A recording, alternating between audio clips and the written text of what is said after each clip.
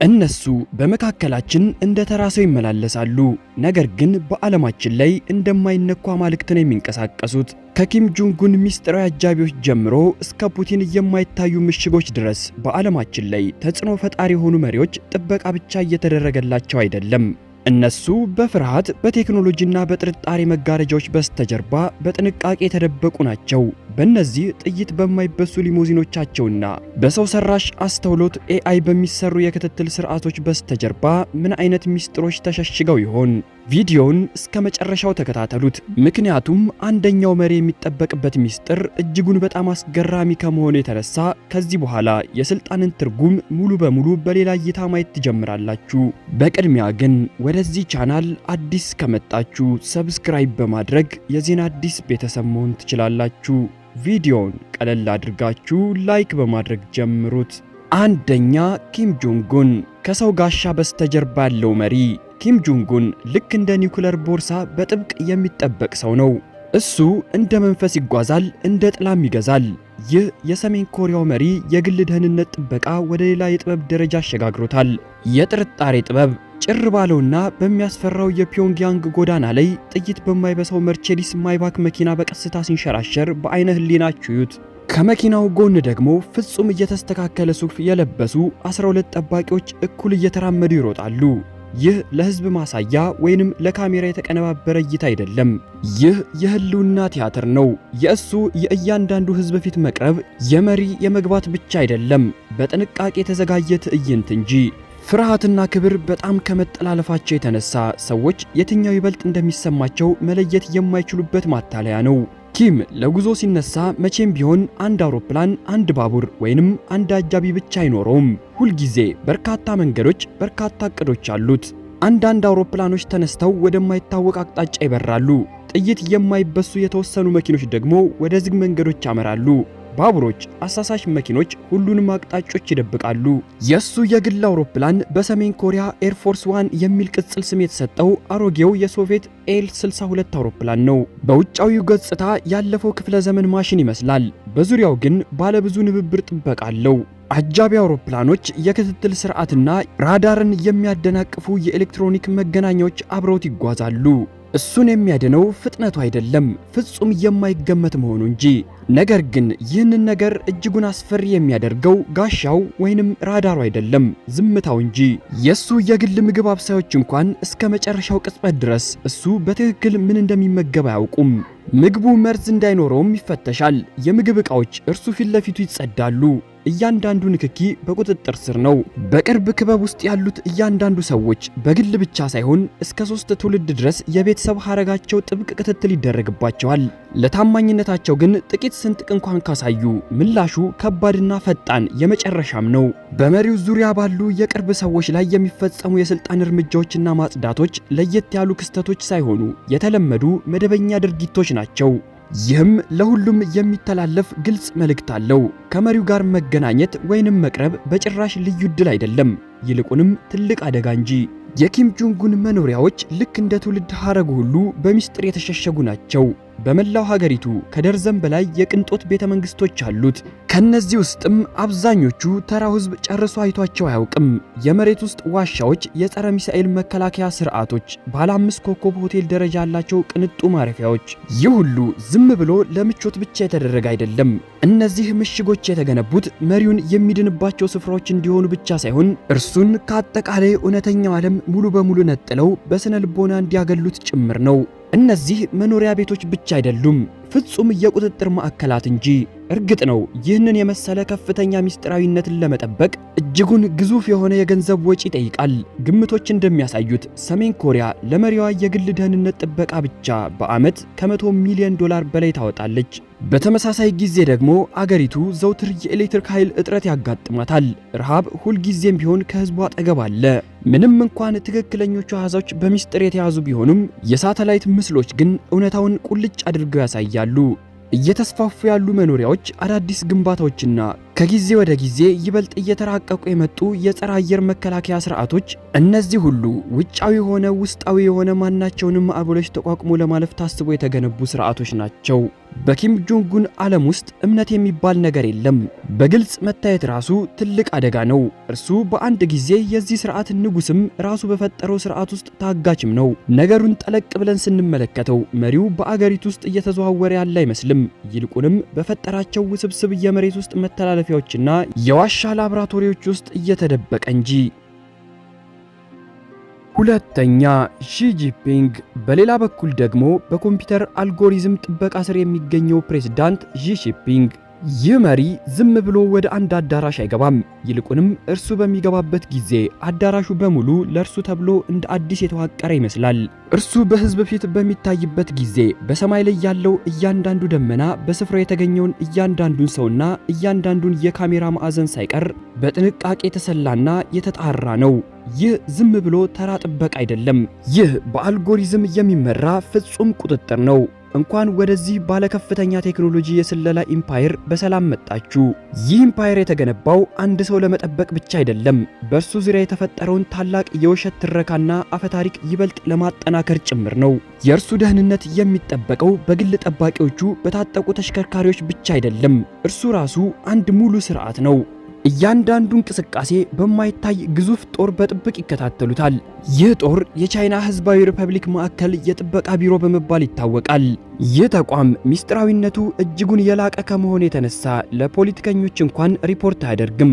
እንዲያውም በተቃራኒው ከሲቪል ባለስልጣናት በላይ ከፍ ብሎ የቆመ መዋቅር ነው። እነርሱ ፕሬዝዳንቱን ብቻ አይደለም የሚጠብቁት፣ ይልቁንም እርሱ የሚኖርበትን እውነታ ራሳቸው በጥንቃቄ ይቀርጹታል። ማንኛውም የህዝብ ፊት ገጽታ ከመደረጉ በፊት የፊት ገጽታ መለያ ቴክኖሎጂው በስፍራ ያለውን ህዝብ በሙሉ በመቃኘት ማንነታቸውን ከግዙፍ የአገሪቱ የመረጃ ቋት ጋር ያነጻጽራል። የሰውነት ባዮሜትሪክ መረጃዎችን ማንበብ የሚችሉ ድሮኖችም በሰማይ ላይ እየበረሩ ይሰልላሉ። ትንሿን የፊት ገጽታ መለዋወጥና የሰውነት ሙቀትን ሳይቀር በመለካት ማንኛውንም የጥቃት፣ የድንጋጤ ወይንም የማታለል ፍንጭ በጥብቅ ይፈልጋሉ። ነገር ግን ከሁሉም በላይ አስደናቂው ነገር በእርሱ ዙሪያ ያለው ተፈጥሮ ራሱ አስቀድሞ ከተዘጋጀው ድራማ ጋር እንዲስማማ ተደርጎ መስተካከሉ ነው። ታላላቅ ሁነቶች በሚኖሩበት ጊዜ ሰማዩ ፍጹም ጥራት ያለው ሰማያዊ ሆኖ እንዲታይ የደመና መዝራት ወይንም ክላውድ ሲዲንግ ስራዎች ይከናወናሉ። እንደ ትልቅ አደጋ የሚቆጠረው ዝናብ በፕሬዝዳንት ሺ ጂንፒንግ ላይ ፈጽሞ ሊዘንብ አይገባም። ሙሉ ከተሞች ይቆማሉ፣ የትራፊክ እንቅስቃሴዎችም ይታገዳሉ፣ ነዋሪዎች ቤታቸው እንዲቀመጡ ይመከራል። መንገዶች ከማንኛውም እንግዳ ሰው ሙሉ በሙሉ ይጸዳሉ። በስፍራ ያለው አጠቃላይ ድባብም በጥንቃቄ ወደ ተጻፈ ድራማዊ ትዕይንት ይለወጣል።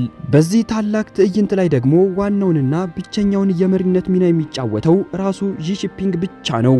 ወደ እርሱ በጣም እንዲቀርቡ የሚፈቀድላቸው ሰዎች እንኳን ሐኪሞች፣ ምግብ አስተናጋጆች፣ አስተርጓሚዎች ሳይቀሩ የሚደረግላቸው ምርመራና ማጣራት ዝም ብለው ስራ የሚቀጠሩ ሳይሆን ልክ እንደ አንድ የተቀደሰ መንፈሳዊ ማህበርን እንደሚቀላቀሉ አይነት ነው። የስነ ልቦና ምርመራ፣ የታማኝነት ግምገማና የቤተሰብ ታሪክ ጥብቅ ማጣራት ይደረግባቸዋል። የእርሱን ጸጉር የሚቀነጥበው ሰው የቤተሰብ ታሪክ አንድ ጊዜ ብቻ ሳይሆን 3 ጊዜ ተደጋግሞ ተፈትሾ ሊሆን ይችላል። በመረጃዎቻቸው ውስጥ ቅንጣት ታህል እንኳን አለመረጋጋት ወይንም ጥርጣሬ ከተገኘ ያ ሰው በቀጥታ ወደ መሪው ከሚያስቀርበው ዝርዝር ውስጥ ይሰረዛል። አንዳንዴም ከህዝብ እይታ ሙሉ በሙሉ ይጠፋል። የቻይና ከፍተኛ ባለስልጣናት ቁንጮች በሚኖሩበትና በሚሰሩበት ጆንግ ናህናንግ በተባለ የተዘጋ ግቢ ውስጥ ዋናው የቅንጦት ነገር ወርቅ ወይንም እብነ በረድ አይደለም።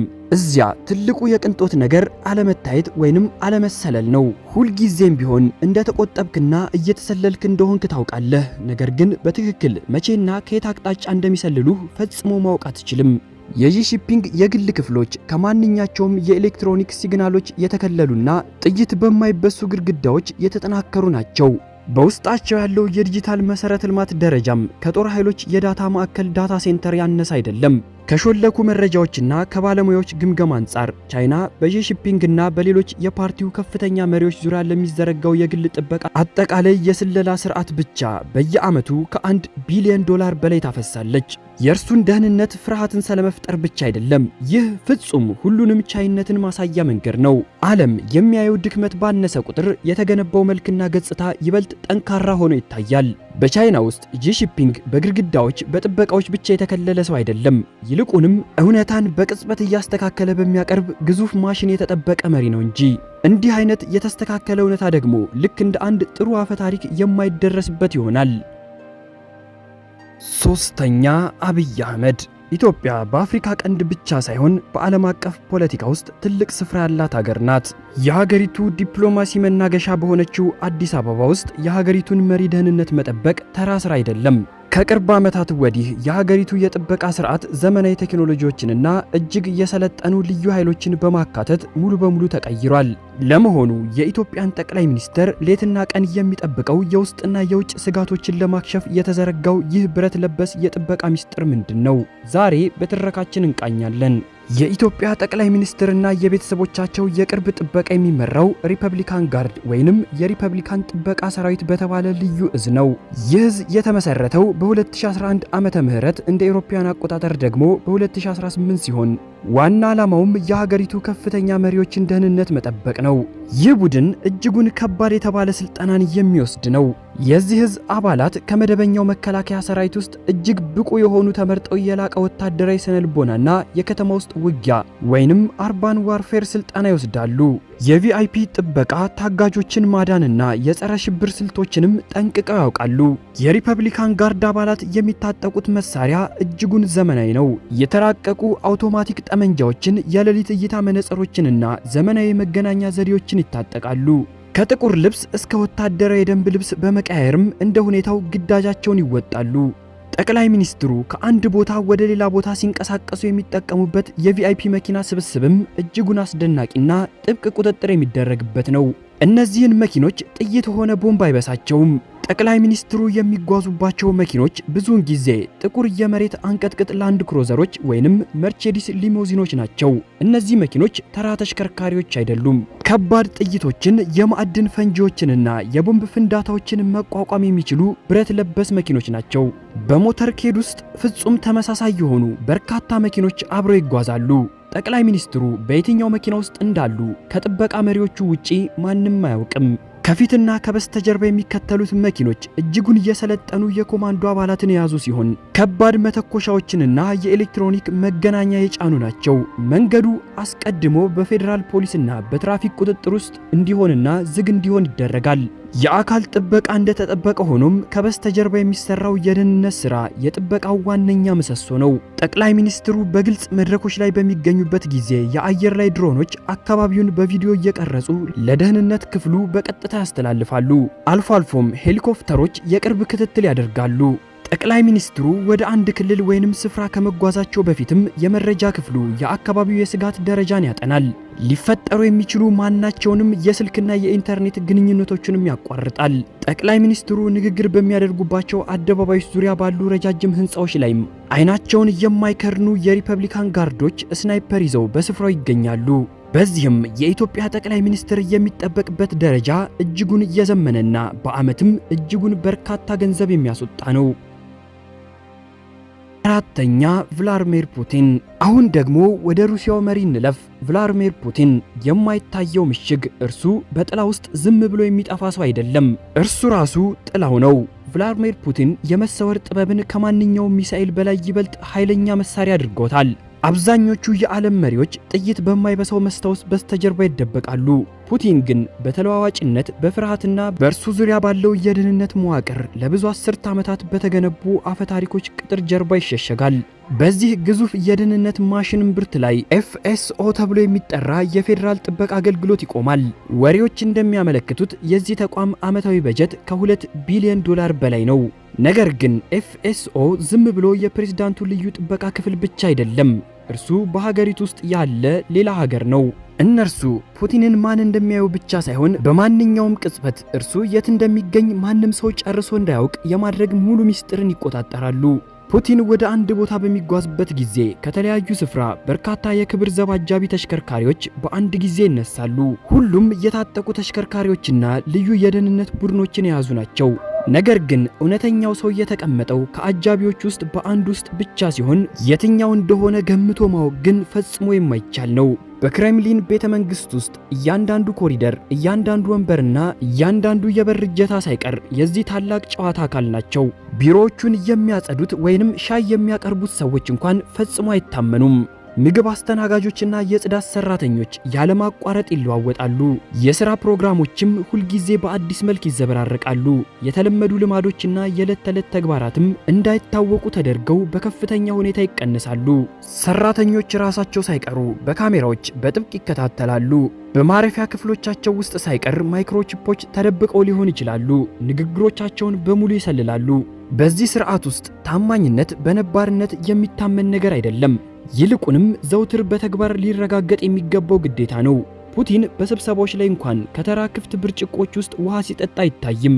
የሚመገበው ምግብ ልዩ በሆኑና በደህንነት መስሪያ ቤቱ በጥንቃቄ በተመረጡ ቀማሾች ቀድሞ ይፈተሻል። ይህ ዝም ብሎ ጥንቃቄ አይደለም። ይህ የራሱ የአገዛዝ ስልት ነው። ድንገተኛ ስህተቶች ባነሱ ቁጥር የእርሱ ፍጹም የማይደፈር መሆን ስሜት ይበልጥ እየጠነከረ ይሄዳል። ነገር ግን ከሁሉም በላይ የሚያስፈራው ነገር እርሱ በሁሉም ቦታ የመገኘት የተፈበረከ ቅዠትና ውዥንብር ነው። ፑቲን በሶቺ ሊሆን ይችላል፣ ወይንም ደግሞ በኡራል ተራሮች ውስጥ በሚገኝ ምሽግ መከላከያ በረንዳ ውስጥ ተቀምጦ ሊሆን ይችላል፣ አሊያም ደግሞ ከነዚህ ቦታዎች በአንዱ ላይ ላይገኝ ይችላል። ዋናው ነጥብ ግን ማንም ሰው እርሱ ያለበትን ቦታ በእርግጠኝነት መናገር አለመቻሉ ነው። በቅርቡ በፈረንጆቹ 2023 ብቻ በምዕራባውያን የስለላ ድርጅቶች በ48 ሰዓታት ውስጥ የፑቲን 5 የተለያዩና በአንድ ጊዜ የሆኑ ገጽታዎችን በተለያዩ ቦታዎች መዝግበዋል። እነዚህ በዲጂታል የተሰሩ ምስሎች ወይንም ሆሎግራሞች አይደሉም። ይልቁንም ከፍተኛ ደረጃ ያለው የሎጂስቲክ ዝግጅት፣ ተመሳሳይ መልክ ያላቸው ተተኪዎችና በጥንቃቄ የታቀዱ የጉዞ መስመር ውጤቶች ናቸው። ይህ የሚስጥራዊነት ምሽግ ወደ ዲጂታሉ ዓለም ጭምር ይዘልቃል። የደብዳቤ ልውውጦች ከማንኛውም አይነት ፍንጭ ሙሉ በሙሉ ይጸዳሉ። የውስጥ መልእክቶች በመሬት ውስጥ ማዕከላት በሚገኙ የተጠበቁ የጦር ኃይሎች ሰርቨሮች በኩል ብቻ ያልፋሉ። በእንቅስቃሴው ውስጥ በአጋጣሚ የተነሳ ምንም አይነት የታቀደ ምስል ወይንም ድንገተኛ ክስተት የለም። ሁሉም ነገር በጥንቃቄ የተመራ ድራማ ነው። በአስቸጋሪ ወይንም ባልተመቸ ሁኔታ ላይ ሆኖ በአጋጣሚ በሰው ስልክ የተቀረጸ ድንገተኛ ፑቲንን የሚመስል ነገር በምድር ላይ የለም። ዓለም እንዲያየው አስቀድሞ የተወሰነለት የፑቲን ምስል ብቻ ነው ያለው። በመጨረሻም የፑቲን ዋናው መሳሪያ ታንኮችና ሚሳኤሎች አይደሉም። ዋናው መሳሪያው እይታና ግንዛቤን መቆጣጠሩ ነው። እርሱ ሁልጊዜም ቢሆን የተመሰጠረ በቁጥጥር ስር የዋለና ከእውነታው አንድ እርምጃ ቀድሞ የሚራመድ ነው። ማንም ሰው ጥላን አያጠቃም፣ ይልቁንም ጥላን ይፈራል እንጂ። በሩሲያ ውስጥ ደግሞ ይህ ጥላ ዋጋው $10,000 የሚያወጣ ጥይት የሚያበሳው ልብስን ይለብሳል። ፈጽሞ ሙሉ በሙሉ ልትከላከሏቸው በማትችሏቸው አጃቢዎች በተሽከርካሪዎች ውስጥም ይጓዛል። ይህም ለዓለም በእጅጉ አስገራሚ የሆነ ጥበቃ ነው። አምስተኛ ዶናልድ ትራምፕ። የአሜሪካ ፕሬዝዳንት መሆን ማለት የዓለምን ሀያል ሀገር መምራት ብቻ አይደለም፣ በዓለም ላይ ከፍተኛ ጥበቃ የሚደረግለት ተንቀሳቃሽ ኢላማ መሆን ጭምር ነው።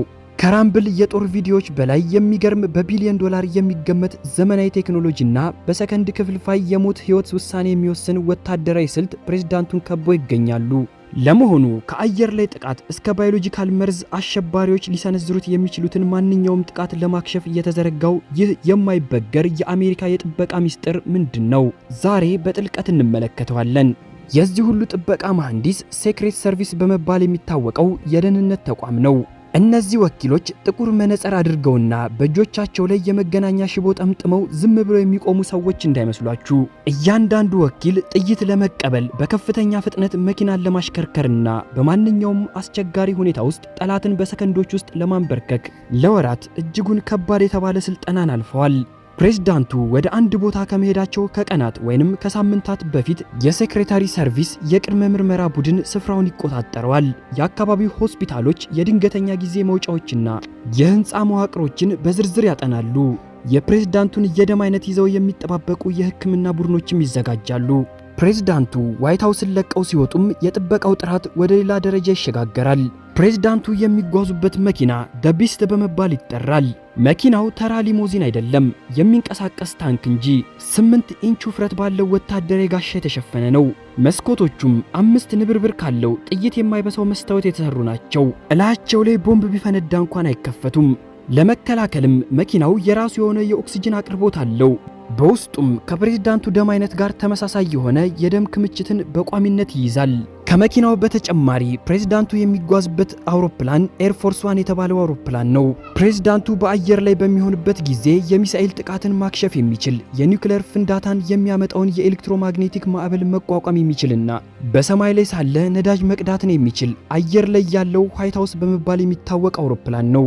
ፕሬዝዳንቱ መንገድ ላይ ሲጓዙ ደግሞ ከ40 በላይ ተሽከርካሪዎች አብረዋቸው ይጓዛሉ። ይህ ሞተርኬድ ይባላል። በውስጡም የኤሌክትሮኒክ ማጨናገፊያ፣ የርቀት መቆጣጠሪያ ቦምቦች እንዳይፈነዱ የስልክ ራዲዮ ሞገድ ሙሉ በሙሉ ይዘጋል። የከባድ መሳሪያ ቡድንም ይገኛል። ጥቃት ከተሰነዘረ ጥቃቱን በከባድ መሳሪያ መክቶ ጠላትን የሚደመስስ ልዩ ኃይል ነው። የማታለያ መኪኖችም ይገኛሉ። ፕሬዝዳንቱ ከሁለቱ ተመሳሳይ ዘቢስት መኪኖች ውስጥ በየትኛው ውስጥ እንዳሉ ማንም አያውቅም። ይህ ጥበቃም የአሜሪካን ፕሬዝዳንት ማንም አይነካውም እንዲባል አስደርጎታል። ስድስተኛ መሐመድ ቢን ሳልማን። አሁን ደግሞ ወደ ሳውዲ አረቢያ መሪ እንለፍ። መሐመድ ቢን ሳልማን የዘመናዊው ከፍተኛ ቴክኖሎጂ ንጉስ። እርሱ ሳውዲ አረቢያን ዝም ብሎ እየገዛ ብቻ አይደለም፣ ይልቁንም አገሪቷን ከአዲስ መሰረት ላይ እየቀረጻት ነው።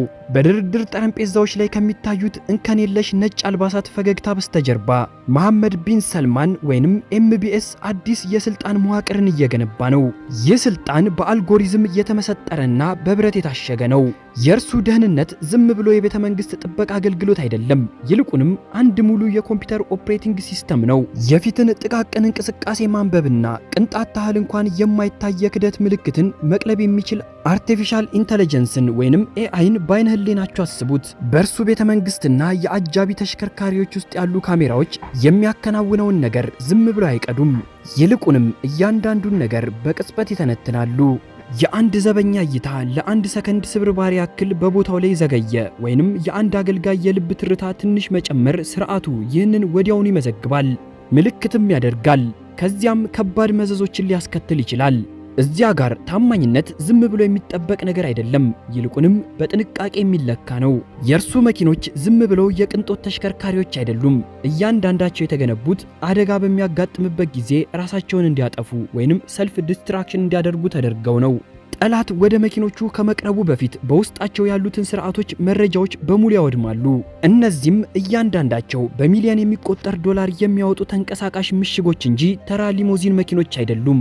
በባዮሜትሪክ መቆለፊያ የተገነቡ የታጠቁ ሮልስ ሮይስ መኪኖች፣ ድሮን የሚያደናቅፉ ስርዓቶች የተገጠመላቸው ሊሞዚኖችና የጉዞ መስመራቸውን ያለማቋረጥ የሚቀያይሩ አጃቢ ተሽከርካሪዎች። ይህ የአሜሪካው የስለላ ቡድን እንኳን ሳይቀር እውነተኛው ኤምቢኤስ በትክክለኛው የት እንዳለ ለማወቅ የሚያስቸግርበት ማለቅ የሌለው የስውር ጨዋታ ነው። ይህ እንዲያውም የመጓጓዝ ክፍል ብቻ ነው። አሁን ደግሞ ወደ እርሱ መኖሪያዎች ወይንም ይበልጥ በትክክል ለመናገር ወደ እርሱ ምሽጎች እንለፍ። በቀይ ባህር ዳርቻ ላይ ስለሚገኝ የግል ይዞታ በርካታ አፈታሪኮች ይወራሉ።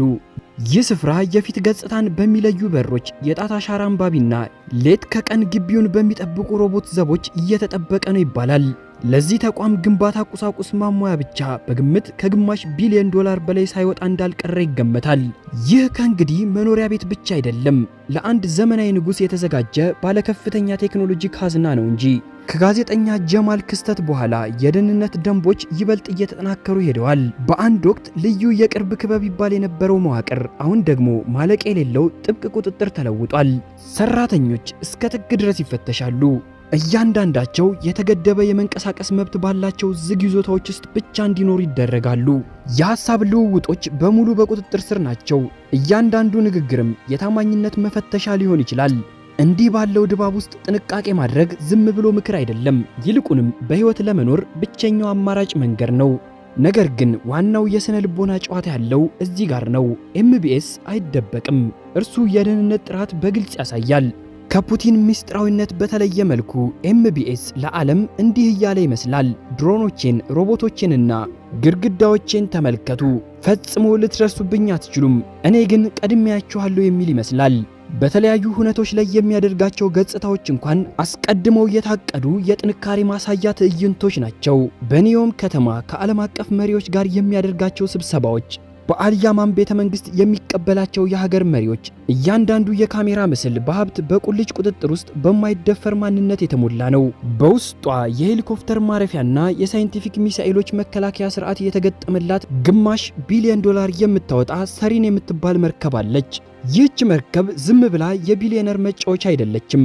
እርሱ ከተራ ዓለም እይታና ቁጥጥር በላይ መሆኑን የምታሳይ ተንቀሳቃሽ ምልክት ናት እንጂ። እናም ዋናው ጥያቄ እዚህ ጋር ነው። ይህ ሁሉ የፊውቸሪስቲክ የደህንነት ጥበቃ ምሽግ ነው ወይንስ የወርቅ ጎጆ? ለበርካቶች ግራ የሚያጋባቸው ነው። ሰባተኛ ረሲብ ጣሂር ኤርዶጋን። አሁን ደግሞ ወደ ቀጣዩ መሪ እንለፍ። ረሲብ ጣሂር ኤርዶጋን እርሱ ቱርክን ዝም ብሎ እየመራ ብቻ አይደለም። ኤርዶጋን ከብዙ የሞት ጥላ መሃል ተርፎ የኖረ ሰው ነው። ለእርሱ መትረፍ ልክ እንደ አንድ ወታደራዊ ኦፕሬሽን በጥንቃቄ የተዋቀረ የተለየ መለያው ነው። በፈረንጆቹ አቆጣጠር በ2016 ከተደረገው ከመውረድ አልፎ ተርፎ አካላዊ ጉዳት ሊደርስበት ጥቂት ቀርቶት ከነበረው መፈንቅለ መንግስት ሙከራ በኋላ ኤርዶጋን የጨዋታውን ሕግ ቀየረው። ቀደም ሲል ተራ የፕሬዝዳንት ጥበቃ የነበረውን መዋቅር አሁን ከዓመት ከ28 ሚሊዮን ዶላር በላይ በሚበላ ግዙፍ የነቃ ኢምፓየር ለውጦታል። ይህ ደግሞ ከውጭ ለሚታይ አይን ብቻ የሚታወቀው ወጪ ነው። ከእያንዳንዱ ንግግር፣ ከእያንዳንዱ የእጅ መጨባበጥ አልፎ ተርፎም ከድንገተኛ የጉዞ መስመር መቀየር በስተጀርባ በብዙ ሽፋኖች የተገነባ የፍርሃትና የስሌት ስርዓት ይቆማል። የእርሱ የቅርብ የደህንነት ክበብ ከ1000 በላይ የግል ጠባቂዎችን ያቀፈ ነው። እነዚህ ጠባቂዎች በነጠላ የእጅ ለእጅ ፍልሚያ ብቻ ሳይሆን በስነ ልቦና ትንተና፣ በአስቸጋሪና እጅጉን አስጨናቂ ሁኔታዎች ውስጥ በመስራትና በቅጽበት ውሳኔ አሰጣጥ ረገድ ጭምር የሰለጠኑ ናቸው። አብዛኞቹ ለስራው የተመረጡት ፍጹም ታማኝነታቸው ከተመሰከረላቸው የቀድሞ ልዩ ኃይል አባላት መካከል ነው። ነገር ግን የእነርሱ ህይወትም ቢሆን ልክ እንደ ኤርዶጋን የጉዞ መስመር ሁሉ በጥብቅ ቁጥጥር ውስጥ የወደቀ ነው። እዚህ ጋር ምንም አይነት ነገር ለእድል ወይንም ለአጋጣሚ አይተውም። የጉዞ መስመሮች በመጨረሻዋ ደቂቃ ላይ ይቀየራሉ። የሐሳብ ልውውጦች በሀገር ውስጥ በተመረቱ ልዩ ምስጢራዊ መሳሪያ አማካኝነት ይመሰጠራሉ። ህዝቡን ለማሳሳት የሚወጡት የሐሰት አጃቢ ተሽከርካሪዎች የሚላኩት በብዛት ከመሆኑ የተነሳ የአካባቢው ነዋሪዎች ዘውትር በሚደረገው የመንገድ መዘጋጋት ሙሉ በሙሉ ተላምደውታል። በኢስታንቡል ወይንም በአንካራ ከተሞች ለአንድ አጃቢ ተሽከርካሪ ማለፊያ ተብሎ አንድ ሙሉ ወረዳ ወይንም አንድ ሙሉ ሰፈርን ዝግ ማድረግ የተለመደ የዕለት ተዕለት ታሪክ ሆኗል። በዙሪያ ያሉ ህንጻዎች መስኮቶች በሙሉ መዘጋት አለባቸው። የህንጻዎቹ ጣሪያዎችም በስናይፐር በጥብቅ ቁጥጥር ውስጥ ይውላሉ። መንገዶች ደግሞ በፖሊስ በወታደሮችና በእርግጥም በራሱ አጃቢ ተሽከርካሪዎች እጅጉን ጥብቅ ጥበቃ ስር ይወድቃሉ። ኤርዶጋን ዝም ብሎ ተሳፍሮ አይጓዝም። እርሱ የሚመጣው ልክ እንደ ተንቀሳቃሽ ምሽግ ነው። የአጃቢ ተሽከርካሪዎቹ ስብስብ በደርዘን የሚቆጠሩ የታጠቁ መኪኖችን፣ የመሰለያ ድሮን ቡድኖችን፣ የጸረ ሽብር ክፍሎችና ሊፈነዳ የሚችሉ ፈንጂዎችን ለማክሸፍ የሚረዱ ሬዲዮ ሲግናል ማደናቀፊያ ተንቀሳቃሽ ጣቢያዎችን ያካተተ ነው። እርሱ የሚሳፈርባት የግል መርሴዲስ ማይባክ መኪናም ጥይት የማይበሳት ብቻ ሳትሆን ተጨማሪ ፍንዳታዎችን ለመከላከል በልዩ ሁኔታ የተፈጠረች ናት። የውጭውን አየር ሙሉ በሙሉ የማታስገባ መኪና ናት። የመኪናዋ ዋጋ 1.5 ሚሊዮን ዶላር በላይ እንደሆነ ይገመታል። እያንዳንዱ የጉዞ እንቅስቃሴም ከላይ በሄሊኮፕተር በጎን ደግሞ በመጀመሪያው ምልክት ከተማዋን ለመዝጋት በተዘጋጁ የአካባቢው የደህንነት ኃይሎች የሚጠበቅ ተንቀሳቃሽ የምድር ምሽግ ይመስላል። የእርሱ የግል አውሮፕላን ዋጋም ከ100 ሚሊዮን ዶላር የሚበልጥ ነው። አውሮፕላኑ የሳይንቲፊክ መከላከያ ስርዓቶችን፣ አስተማማኝ የኮሙኒኬሽን መዋቅርና በውስጡ የተሟላ የጦር ዕዝ ክፍል የተገጠመለት ነው። ይህ ዝም ብሎ የቅንጦት መሳፈሪያ ክፍል አይደለም። በማንኛውም ቀውስ ውስጥ ውሳኔ በቅጽበት ሊያስተላልፍ የሚችል የበረራ ላይ ዕዝ ማዕከል ነው። ነገር ግን ከነዚህ ሁሉ የብረት የዲጂታል መከላከያ ንብብሮች በስተጀርባ በአንድ ወቅት ድንገት መያዝ ወይንም መሸወድ ምን ማለት እንደሆነ በተግባር የተሰማ አንድ ሰው አለ።